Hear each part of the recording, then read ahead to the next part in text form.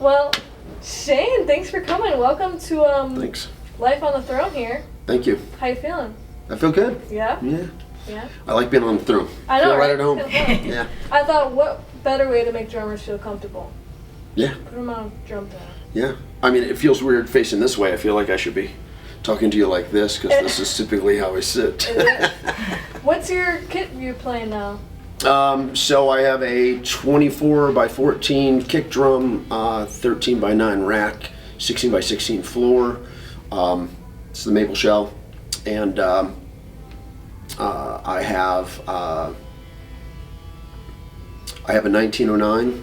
Mm-hmm. I have a John Humphrey signature snare, and I just had a maple snare built that is white Galaxy glitter with black hardware because my kit is black Galaxy glitter with black hardware. With the black hardware, So, yeah. That's extreme. It's pretty sick. Yeah, That's nice. yeah, I love it, and Cool. it sounds monstrous. Wow. So yeah.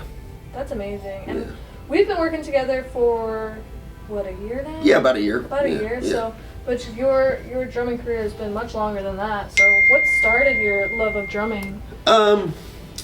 I was 6 years old and I saw this guy named Buddy Rich on TV. I walked into my parents' family room and this guy was playing drums, and I was just amazed, and immediately was like, I have to do that. Wow. So yeah.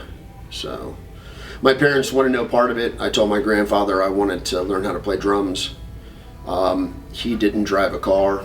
He rode his bike everywhere in the town that we're from, and told my mom. It was my mom's dad. He told my mom. He said, hey, I want to pay for Shane to get drum lessons. Will you take him? And so my mom's like, yeah, sure. So every Tuesday, my mom would drive me to drum lessons, and for years my grandfather paid for it. So, Wow. yeah. So, you were inspired by Buddy Rich. Did your playing style, is that still inspired by the playing style? Yeah, it is and it isn't. I think that if you watch a player like Buddy Rich for any length of time, you can't not be inspired by him. It's like a musician that says that writes songs, oh, I'm not inspired by the Beatles. Sure you're not. Everybody is. I think now more for me, the way that Buddy's showmanship is probably more of an influence in his playing. When I started playing as a kid, I got taught by an old school jazz drummer, and I was very jazz influenced. And you ever heard that phrase, never meet your heroes? Mm-hmm. Well, I met one of my jazz heroes. I won't mention his name. Oh, no? No. And he was less than pleasant. And it immediately changed my trajectory as a player. Interesting. Yeah, and the day after that happened, I remember walking into to my bedroom and flipping on the stereo, and when the Levee Breaks from Led Zeppelin was playing, and I knew who Zeppelin was and who Bonham was, and I thought it was cool, but that day it just hit different. Really? Yeah, it was. And so then I did this deep dive on Bonham and players that were just heavier hitters and really played more like Bonham, more for the song. Guys like Kenny Aronoff, guys like Larry Mullen Jr. from U2, who I think might be one of the most underrated drummers on the planet. But I really just did a deep dive on that kind of player and morphed into that as a result. Okay. So I don't play traditional grip anymore. I'm not a finesse guy. Like, I don't play jazz because that requires you to play soft, and I just don't really want to do that. Brad, I remember So- you told me you really like to destroy. I like to aim for the floor. Yeah, yeah. So tell me more about that. What sound are you looking for in drums? Bonham sound. I think that Bonham had the best sounding drums on the planet. Well, thank you. Yeah. Because he played Ludwig. I know he did. So yeah, and that's the thing that for me is the most exciting part about playing WFL III drums now, is that they're so live and they're so resonant and they're just massive. And so you can't not hear what they sound like if you're in the room, or maybe even the next room over. Do you remember when you first heard a pair of WFL III drums? When was that? The first time that I heard it was just from an Instagram post. Really? Yeah, and then I was like, oh, let me do a bit of a deep dive, and then I saw your dad on, I think it was a Sweetwater video that he had done. Anyway, saw him on a video, and I was like, oh, okay. And I've always been a big fan of boutique drum builders. I just think that their attention to detail is so much better, typically, than the mass-produced stuff is now. I think that's what a lot of the big manufacturers these days just lost sight of. Right. You know. I agree, and there's lots of great drum companies out there, lots of small ones, lots of family ones. Yep. So Yep. what about WFL III Drums made you make your choice to not only, use our drums, but become an artist as well? Well, a couple of things. Number one, it's hard to argue with the last name Ludwig. I mean, Ringo, Bonham. I mean, you think of all of the records that, that were done, and all the drums that were built from your great grandfather to your grandfather. Your dad is. You can't. It's a sound of generations. Yeah, you can't fake that. So, just hearing the drums, knowing how much he cares about the way they sound. It is literally a legacy. So, I would imagine that he probably cares more than anybody to not screw that up. He does. So, yeah. Thank you.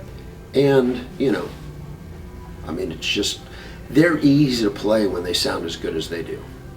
So it kind of really wasn't much of a decision. I was like, when the opportunity presented itself, I was like, yeah, that's kind of a no-brainer. Wow. So. And now you're playing them in your two bands, right? Yeah. So tell us about those. Yeah. So our original band is called Beauty School. It is a female-fronted alternative rock band. And then we started a cover band about 2 years ago, just for the sake of starting a cover band, Fun. Called Decades, and so that band plays fairly frequently. Play a lot of obscure stuff. I live in Florida, so on the coast. There's an overpopulation of cover bands there, and they all seem to draw from the same set list.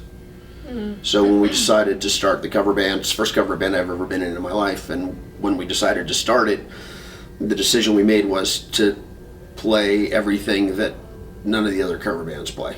Nice. So we play a bunch of obscure stuff, and it's fun, and I set my kit up in literally every gig. Someone makes a comment about how cool it looks and how great it sounds.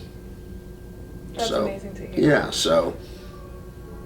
Yeah, it's fun. I had someone tell me that it looks like a fine piece of jewelry. She's like, I'm not even a drummer. Oh, really? She's like, but I love your kit. It looks like a very fine piece of jewelry. I'm like, well, oh, wow. Thank you. That black Galaxy with black hardware. Yeah. That is a fine piece of jewelry. Yeah. It really is. Yeah, it's pretty sick. Yeah, I'm glad to hear you're proud of it. Yeah, very. Good. Yeah. So, well, Shane, as a drummer, what's your highest vision now moving forward? I think it's really to embody the craft as much as possible. Really continue to hone skills, to get better at playing, to get better at listening and understanding.